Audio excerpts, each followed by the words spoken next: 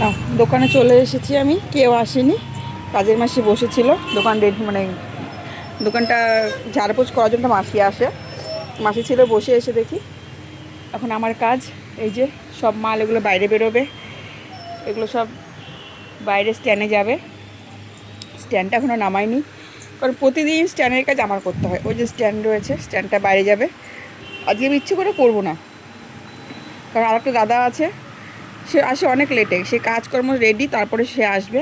সেদিন বলেছি, আজকে দেখি কখন আসে। স্ট্যান্ড আজকে আমি বের করবো না, আমি এখন এই কাউন্টারটা পরিষ্কার করব, এই কাউন্টার মুছবো, এই আমাদের এই কাউন্টারটা মুছবো, যেখানে বিল হয়, এখানে দিদিভাই বসে, এটা সব পরিষ্কার করব। চলো দোকানটা রেডি করে নিই।